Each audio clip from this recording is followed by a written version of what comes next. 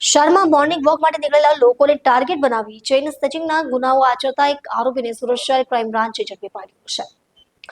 આરોપી પાસેથી સ્નેચિંગ કરેલી અસલ સોનાની બે ચેન તેમજ ગુનામાં ઉપયોગમાં લેવાયેલી સ્પોર્ટ્સ બાઇક મળી કુલ ₹5,75,000નો મુદ્દામાલ કબજે કરવામાં આવ્યો છે.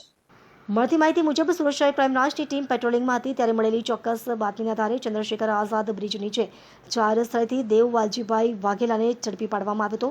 તેની પૂછપરછ દરમિયાન સુરત શહેર વિસ્તારમાં મોર્નિંગ વોક માટે નીકળેલા લોકોને નિશાન બનાવી ચેઇન સ્નેચિંગના કુલ 7 ગુનાઓ આચર્યા હોવાની માહિતી સામે આવી હતી.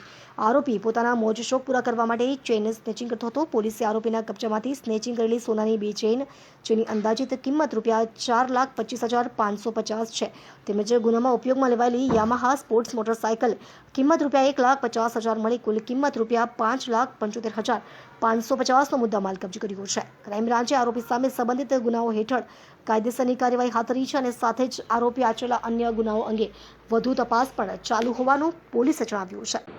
સુરત શહેરમાં અષાઢી બીજની રથયાત્રા અનુસંધાને સુરત ક્રાઇમ બ્રાન્ચની અલગ અલગ ટીમો પેટ્રોલિંગમાં ઘણા સમયથી રહેલી હોય છે અને આ દરમિયાન તેઓ નાસ્તા ફરતા આરોપીઓ, ઓર્ગેનાઇઝ ક્રાઇમ અને જુદા જુદા ગુનાઓના વોન્ટેડ આરોપીઓ અને અનડિટેક ગુનાઓની તપાસમાં રહેતા હોય છે. આ દરમિયાન ગઈકાલે ક્રાઇમ બ્રાન્ચના પોલીસ ઇન્સ્પેક્ટર જે.જી. પટેલ અને પીઆઈ જયંત ગોસ્વામીની ટીમને એક ઇન્ફોર્મેશન મળી હતી કે જે ડભોલી સિંગણપુર પોલીસ સ્ટેશનમાં 10 સાથે એક ચેઇન સ્નેચિંગનો બનાવ બનેલો છે અને આ ચેઇન સ્નેચિંગના ગુનામાં દેવ યોગેશભાઈ વાઘેલા જે રાંદેર એરિયામાં રહે છે એને કરેલો છે અને એ ચંદ્રશેખર આઝાદ બીચ તરફથી આવવાનો છે અને વેડ રોડ પર ક્યાંય જવાનો છે. આ બાતમી આધારે ક્રાઇમ બ્રાન્ચની ટીમે એને ગઈકાલે પકડી પાડ્યો.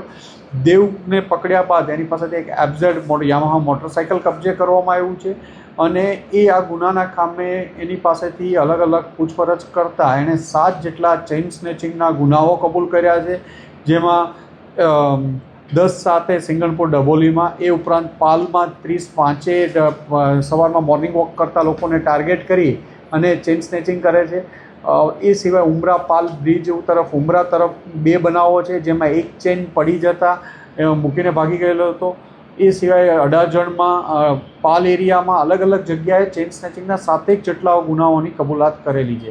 એની પાસેથી 4.5 લાખ જેટલાનો મુદ્દામાલ કબજે કરવામાં આવ્યો છે. એની પાસેથી એફઝેડ મોટરસાયકલ જે 1.5 લાખનું મળી કુલ 5.5 લાખથી વધુની કિંમતનો મુદ્દામાલ કબજે કરવામાં આવ્યો છે. દેવ 19 વર્ષનો છે. એણે ભણવાનું છોડીને ઘણા સમયથી આ છેલ્લા 6-1 માસથી આ ચોરીને લતે ચેઇન સ્નેચિંગની લત ઉપર ચડી ગયેલો હતો અને દેવ વિરુદ્ધ અગાઉ પણ 135 મુજબનો ગુનો પણ દાખલ થયેલો છે. હાલમાં એને પકડીને એની વધુ પૂછપરછ ચાલી રહી છે કે એને કોઈ ગંભીર ગુનાઓમાં કે બીજા કોઈ સવાલોમાં સંડોવાયેલો છે કે કેમ.